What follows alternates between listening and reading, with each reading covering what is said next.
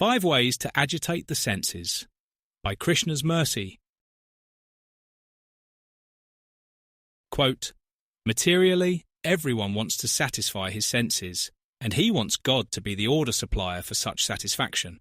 The Lord will satisfy the senses of the living entities as much as they deserve, but not to the extent that they may covet. But when one takes the opposite way, namely, when one tries to satisfy the senses of Govinda without desiring to satisfy one's own senses, then, by the grace of Govinda, all desires of the living entity are satisfied.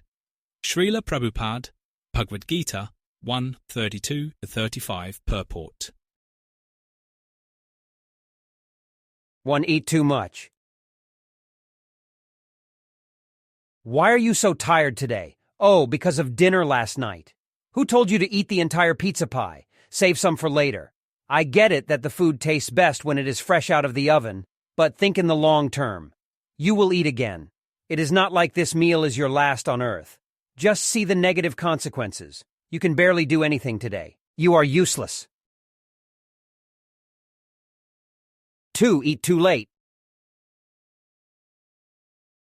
Why are you so upset today? You feel as if your blood pressure is through the roof. I told you not to eat so late. It is better to tolerate the hunger and deal with it in the morning. The body shuts down at night. The individual inside essentially withdraws and takes shelter of the subtle elements: mind, intelligence, and ego. By stuffing all that food in there so late, you did not give your body a chance to relax. 3. Eat too often. Why are you so impatient? You knew this ride was going to take several hours. You keep looking at the clock because of your eating habits. Every time you eat, it is like kickstarting your digestive system. That is fine if you want to maintain a perpetual fire, but then you will not be able to tolerate difficult situations. This isn't even that difficult. Just sit quietly for a few hours and enjoy the scenery from the window. 4. Constant talking. Do you know why you never accept good advice? Because you are always talking or a participant in an endless conversation. It is like you refuse to be alone with your thoughts. Your mind will remain constantly agitated. Granted, you are fortunate in that with the advancements of technology, you never have to be alone. You can always find some distraction, but that is not good for you. If you want actual peace, prosperity, and happiness, you need to create calm for at least some period of time. 5. Irregular habits in cleanliness. How do you expect to get anywhere if you are so irregular with your habits? When was the last time you took a shower? You just follow whatever idea springs in your mind, without considering the long-term implications. If you do not clean yourself on a regular basis, both internally and externally, you will never be happy. Vedic literature presents this concept of agitendriya. It is a Sanskrit word that basically combines 3 components. The starting point is indriya. These are the senses. Depending on the granularity to which one prefers in the analysis, there can be up to 24 elements involved. These include the 5 working senses and the 5 senses for obtaining knowledge. In general, when we speak of the senses, we are referring to hearing, tasting, smelling, touching, and seeing. Next we add the term jita. This is victory or conquering. A person is jitendriya if they have conquered their senses. This means that they are not so easily enticed by different objects to which the senses might be drawn. We can take a basic example of someone who strictly adheres to their diet. For whatever reason, they are avoiding carbohydrates for a period of time. If they should happen to sit down at a buffet table that has endless pizza and pasta, they can avoid the temptation. Despite the senses dictating otherwise, this person is control. If we add a negation in front, we get agitendriya. This is someone who has been conquered by the senses. Under the sober analysis, this is the worst condition to find.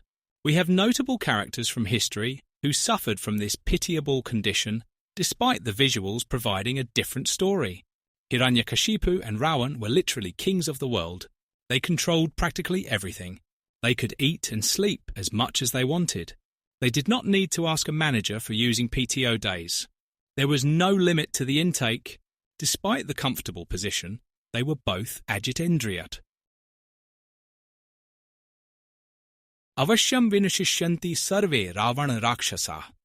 Yesham tvam karkasho raja durbuddhirajitendriyah. Quote, O Ravan, inevitably all of the Rakshasas will be completely destroyed, for they have a person like you who is stupid, lustful, and unable to control his senses, for their king. Sita Devi speaking to Ravan, Valmiki Ramayan, Aranyakand, 48:22. Since this a miserable position, Vedic culture focuses on restricting the engagement of the senses. The initial emphasis is on control. As we see from the above-reviewed examples, from experiences common to us all, we see the benefit to implementing a system of control. If we constantly agitate the senses, we will not be happy. On the other side, if we have some control, we can sit in an empty room, all by ourselves, and be in total peace. The issue is how to implement the control. How do we place restrictions on ourselves, voluntarily, when there is no certificate of achievement on the other side? What if there is no monetary reward? What if we cannot boast to our friends of how much in control we are? What exactly will be in it for us? How can we rest comfortably, not knowing if the ordeal was worthwhile?